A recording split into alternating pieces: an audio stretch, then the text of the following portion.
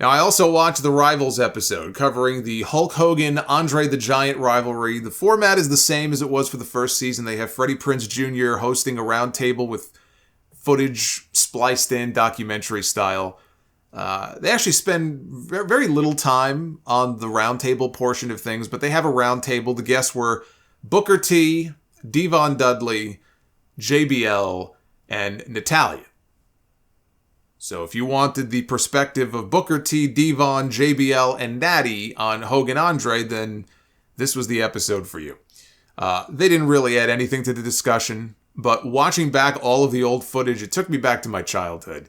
Hogan against Andre is still to this day the most iconic and the most important match in WWE history. There is nothing in the modern era that even comes close. There have been modern matches that have done bigger business, but Hogan Andre and the lore around that WrestleMania show and that WrestleMania main event, I mean, it is just on another level from everything else. And that body slam is the most iconic moment. The only other moment or image from the last 25 years that even rivals it, that's been replayed probably as many times, would be The Undertaker throwing Mankind off the top of the Hell in a Cell. But that match was not big the way that Hogan Andre was. That match was not as influential as Hogan Andre was. In the build-up to their WrestleMania match, they lied. They claimed that Andre had been undefeated for 15 years. It even says that on the VHS. I still have the original WrestleMania 3 tape in those old Coliseum video boxes that they, kind of like the snap case it came in. And it says on there, undefeated for 15 years. That was the story going into the show. That wasn't even remotely true.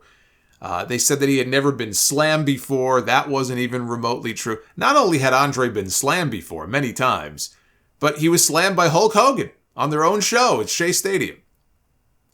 But it made for a better story to say that Andre is this undefeated figure who's never been slammed before, and now he's challenging for the first time for the World Heavyweight Championship. It made for a much better story. Who's going to say otherwise, right? I mean, unless you were at those shows and saw him get slammed and saw him lose, there was no internet back then. One thing the internet killed was the mystique of pro wrestling and pro wrestlers. Everyone knows everything now. And you can watch, Bray Wyatt, for example, be all spooky on television, and then you follow him on social media and he's a normal person. Same with Undertaker now.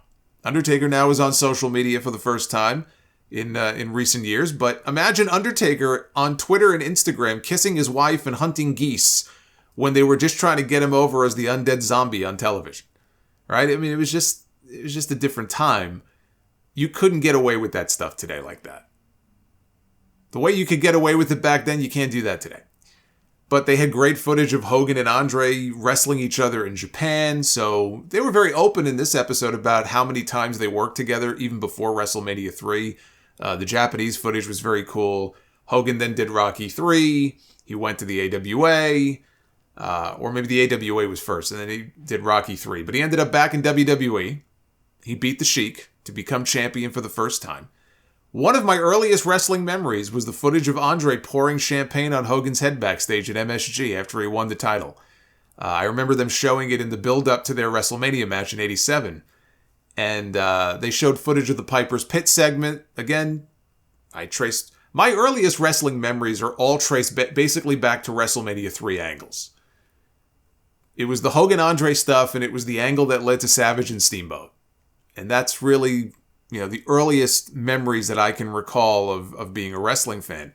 And they showed the Piper's Pit segment with Andre challenging Hogan. I challenge you to a world championship match in the WrestleMania. And he challenges him. He rips the cross off Hogan's chest. Hogan's bleeding from the chest. And Piper asks him, he goes, will you defend your title against him at WrestleMania? Yes or no? And Hogan screams, yes! And everybody goes nuts. This is legendary stuff, man. It's just legendary stuff. Hogan claims, two of the most dangerous words in the English language, by the way, Hogan claims that he wrote the entire match down on a legal pad, step by step, because Andre's back was in such rough shape at the time, which it was, and he couldn't do much. So he made sure Andre didn't have to take any real bumps. If he did, he would be close to the ropes so he can use the ropes to get back up. The day of the show, he says, Andre's in the back. He's drinking Crown Royals like they're going out of style. He hands some to Hogan. Hogan didn't want to drink, he says, before the match, so he would dump them over his shoulder when Andre wasn't looking. That's an old bar trick of mine, by the way. Whenever I was out for someone's birthday, they would buy shots of Patron. And if I had already had a couple of shots, I didn't want to have any more. But, right, someone bought them, and here you go, right? It's rude to say no. It's rude to hand it back. So you take the shot, and I would try to make sure that there was nobody standing behind me. Preferably I'd be up against the wall or something. And everybody would go to drink, and I would toss it over my shoulder. And then I would sell it like, I need a chaser, I'm sure everybody has a story like that. But Hogan's story has always been, he did not know what Andre was going to do, or if Andre was going to lose the match. He didn't know. He was nervous all day long. He didn't know what Andre was going to do. Even when he went out to the ring, he didn't know, right? Now it's Hogan. So as much as I would like to believe that, I don't. There is no reason to think that Andre was going to do anything to fuck over Vince McMahon.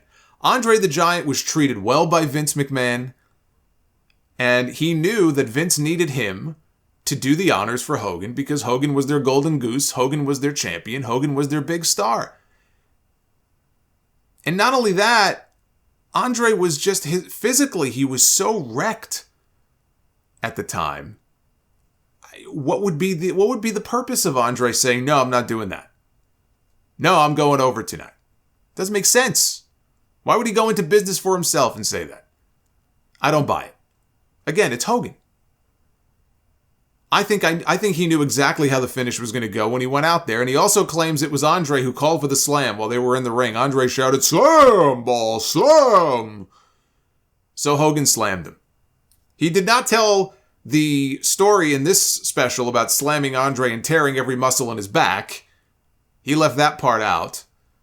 But he slams him, right? The single most famous moment in the history of wrestling is Hogan picking up Andre the Giant, all those fans behind him just jumping up and down, and he body slams the Giant. Something he had done before, but never on this scale. And for the first time, this was the first time most people were seeing Hogan slam Andre. The most famous moment in the history of wrestling. They covered the angle from the following year where Andre beat Hogan with help from the crooked Hebner twin, who was paid off by the $1 Million Man, or as Hogan used to call him, the multi-million-dollar man. 33 million people tuned into that show on NBC. That's a mark that will never be topped ever again in wrestling.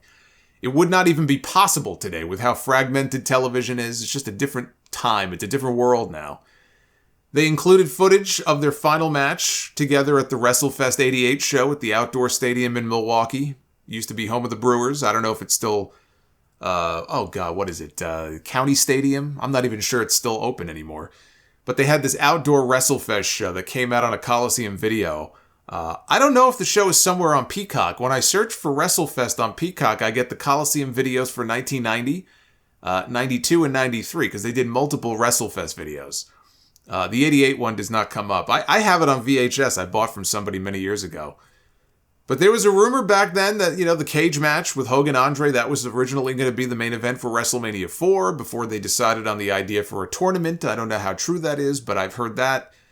And they wrapped up the documentary with Sean Mooney, who is one of the talking heads on here, talking about how Andre's condition, his acromegaly, he never sought treatment for it. Like Big Show did. Big Show had the same condition that Andre had. It's like a tumor on the pituitary gland. And when he was still, I think in his late teens, Big Show had, or sometime in his teens, Big Show had surgery to remove it. Which I'm sure has extended his life by many, many years. I mean, Big Show's already older than Andre was when he passed away. I believe he's older. But, Mooney had tears in his eyes, talking about how sad it was to see Andre just deteriorate the way that he did. But he knew he had this condition. He knew there was a fix for it. And he opted against it. He never sought treatment for it because he felt like it would take away from him being the Giant, which is what his entire career was based on. Which, depending on the timeline there, doesn't make a lot of sense to me because he was already big. He was already a giant. But I don't know. Maybe he first found out about it when he was much, much, much younger. I don't know. But it's just sad. It's sad to think about that. Maybe he could have extended his life and he wouldn't have been all crippled up and in all that pain and agony that he was in at the end of his life if he would have had that tumor removed. They could have fixed it, but he opted against doing so. And then his body just started rapidly falling apart. He just looked awful. I mean, if you go back and you look, he was still doing tag matches in All Japan the year before he died. He looked awful. He and Giant Baba both in those tag matches. They just couldn't do anything. And if you ever want to see Andre's final match, I mean, it's not anything happy. But he wrestled the month before he died in Japan. It's on YouTube. It was basically a comedy match. And it's just so sad to see him like that. And Hogan was crying at the end of the episode, remembering Andre. And, you know, the one thing I will never doubt about Hulk Hogan is how much Andre meant to him and how emotional he gets when he talks about Andre.